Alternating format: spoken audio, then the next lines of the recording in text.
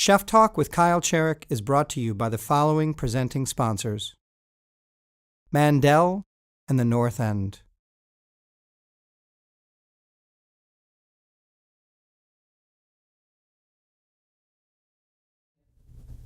For this Chef Talk with Kyle Cherek, I catch up with Chef Sandy D'Amato in the very kitchen, in the home that he and Angie have had for all these years above their eponymous restaurant, Sanford.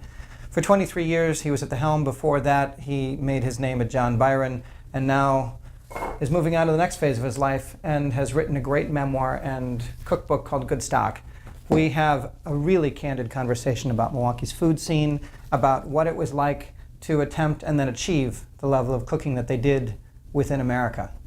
It's Chef Talk with Kyle Cherek and acclaimed chef Sandy D'Amato. How do I say? I know there was a path beat to your kitchen. You trained a lot of chefs for this city and a few others coming through your kitchen through the years. Talk about what that's like to train people and then have them move on. Oh, it's pretty much understood that Right. people are going to move on. Yeah. I mean, that's I would tell people though whether I thought they should move on, whether they were ready for the next step or not. I mean, I was never shy about that. Is that a rare thing in the cooking world? Yeah, I mean, usually if someone gives their notice or someone says, I'm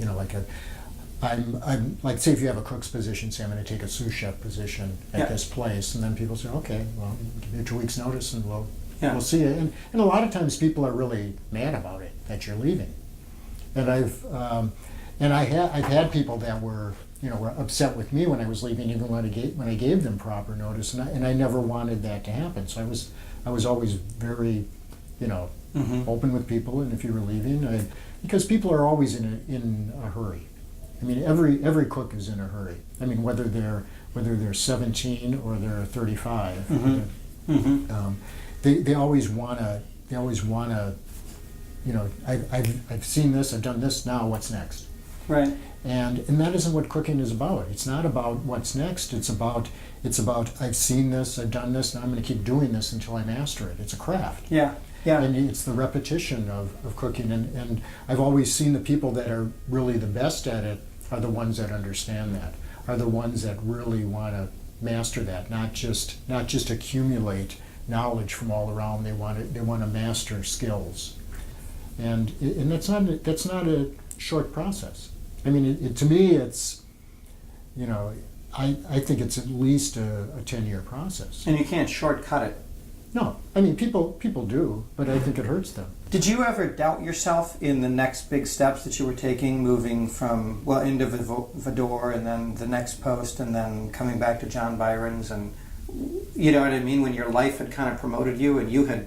Sure, of course. I mean, I doubt myself every day. I mean, even to this point, I don't have a restaurant, but I'll be, we'll be doing a little demo later. I'll be doubting that. So. Yeah, but is that perfectionist in you, or I meant like a doubt of, can I do this? Can I really have a restaurant, a fine dining restaurant in Milwaukee? Can I really be the executive chef at John Byron? Can I really? Yeah, I did. Sure. Yeah. But I just do it. I mean, that didn't stop me from doing it. But I think you have to. If you don't have any doubts, you're an idiot. Because people aren't. It's not always going to go your way, and you're not always going to have control over it. And I mean, especially in this business. I mean, the one thing that everybody thinks that. You can have the best laid plans of an evening of how the food's going to go, and you can be completely well set up, but you're working with customers, and customers don't have the same vision you have in your head. Damn them. Yeah. I mean, without customers, it would restaurants would be really, really easy. Yeah, it'd be a factory. Yeah. Yeah. What's on the docket? What's the agenda? What's the Christmas list for the next couple of years for this phase for you guys? Well, it's going to be. We just finished up building. I mean, it's still we still have to get the outside on. The clapboards and everything.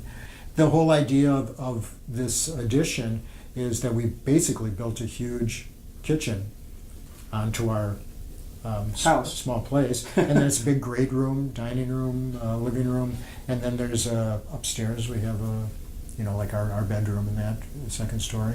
But it all faces the river, and it's all glassed in, and it's the kind of the dream kitchen that I always wanted. Wood burning oven and a Tuscan fireplace, and it's a dream kitchen in Angie's dream house that she always wanted. So it's a nice combination, and we're just going to do small cooking classes, small, say like 10 to 12 people.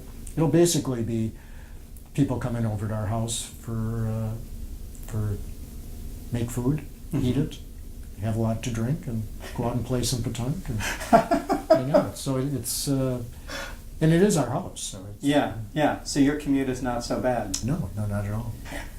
It sounds like nice work if you can get it. Yeah, and we'll work as much as we want to work as much as we want to work. I mean, in the beginning, we'll be working more than we want to work, probably, because you pay for everything that you build.